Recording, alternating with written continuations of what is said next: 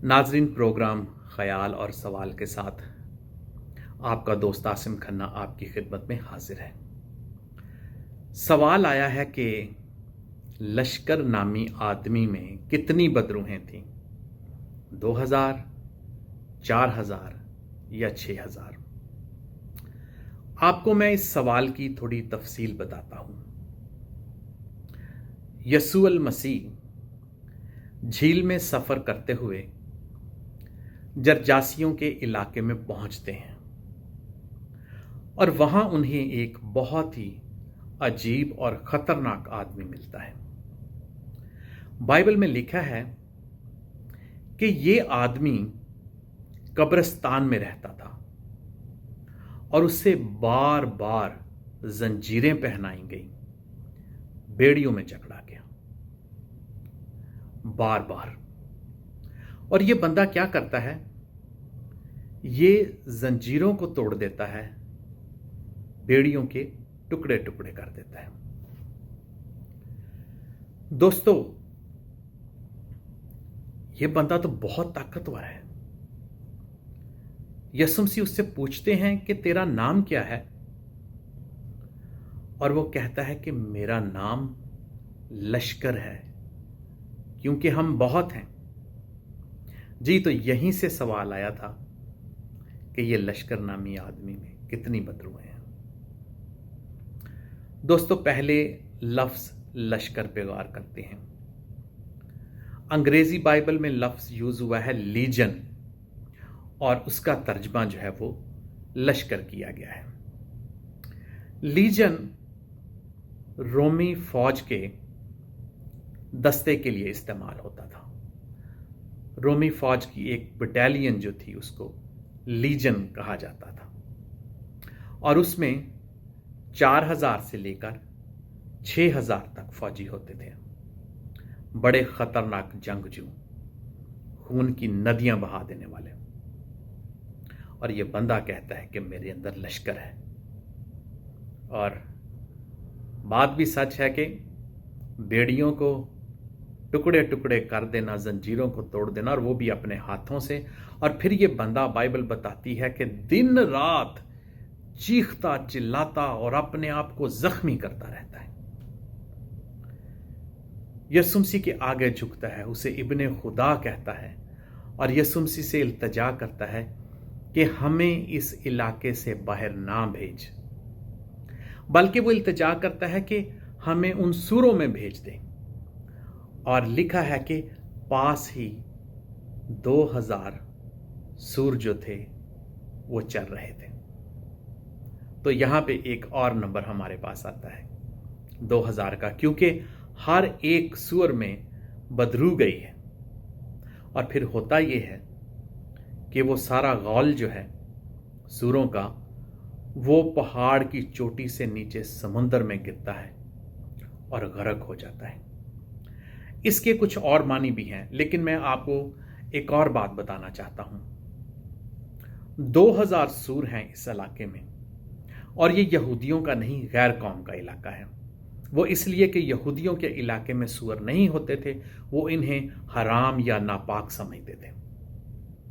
अच्छा, इस इलाके में जहां पे हमने बात की है कि 2000 सूर हैं, वहां पे 6 BC से, तारीख में बताते हैं कि 6 BC से रोम की 10th बटालियन जो थी वो तैनात थी।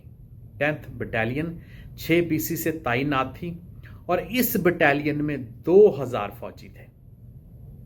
जी हां, इसमें 2000 फौजी थे, और हैरत की बात यह है कि उनका निशान भी सूर था।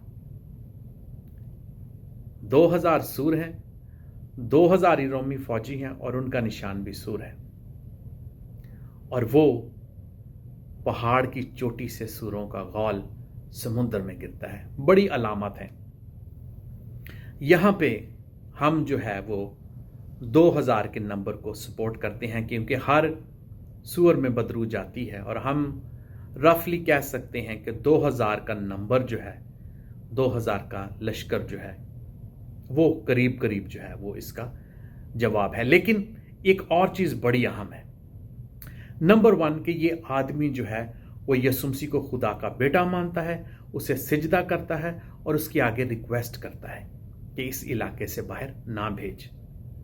दूसरी बात यह है कि इसमें एक खुफिया पैगाम है जो यहूदियों ने उस वक्त समझा नहीं, जिन्होंने यीशु मसीह की ताकत को समझा नहीं, और वह यह है कि ये ताकतवर बदरूहों का गौल यीशु मसीह उसे सूरों में भेज के पहाड़ की चोटी से समुद्र में गिरा सकता है, और वहीं पे रोमी फौज की जो बटालियन है उसे ख़त्म करना यीशु मसीह के लिए कोई मुश्किल काम नहीं, क्योंकि माजी में भी जब फ़िरौन की फौजों ने इस्राएल का पीछा किया था तो खुदा ने उन्हें समंदर में गर्क कर दिया था।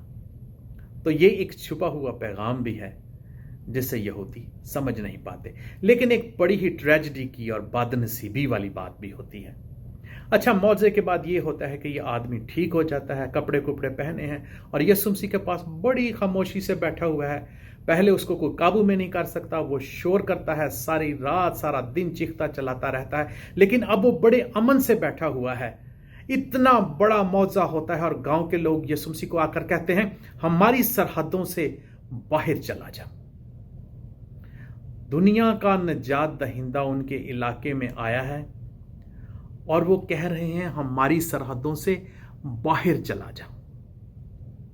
दोस्तों, बहुत खूबसूरत मौजा, बहुत खूबसूरत पैगाम, लेकिन सवाल ये है कि अभी क्रिसमस का टाइम है, बहुत सारे लोग यीशु मसीह की शक्ल में हमारे पास आएंगे।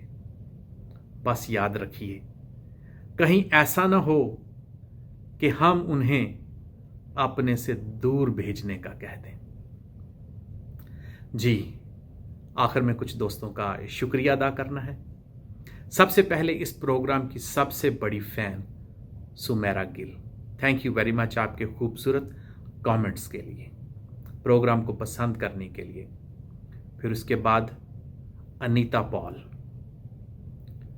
उसके बाद Sam TV, think TV, mister Alphonse Leopold, sorry अगर मैंने आपके नाम की प्रोनाउंसिएशन करेक्ट नहीं की तो बहुत माजरत। फिर शायर जनाब नासिर अकील, नासरी साहब, एशली शहबाज, आप सब लोगों का बहुत बहुत शुक्रिया। और साहिवाल से ख़ास तौर पे डॉक्टर आशर मसरूर और खुशपुर से हमायूं दाऊद, प्रोग्राम को पसंद करने का बहुत बहुत शुक्रिया। और इंग्लैंड से हमारे दोस्त जनाब असलम गिल साहब। दोस्तों, खुदा हाफिज़ कहने से पहले मैं बताऊं कि एक और सवाल आया है कि हैप्पी क्रिसमस कहना चाहिए या हैप्पी न्यू ईयर कहना चाहिए, और फिर क्रिसमस लफ्ज़ का जो है वो सही तलफ़्फ़ुज़ क्या है, वो हम अगले प्रोग्राम में बताएंगे। खुश रहें, आबाद रहें, दुआओं और वफ़ाओं के साथ आपका दोस्त, आपका भाई आसिफ।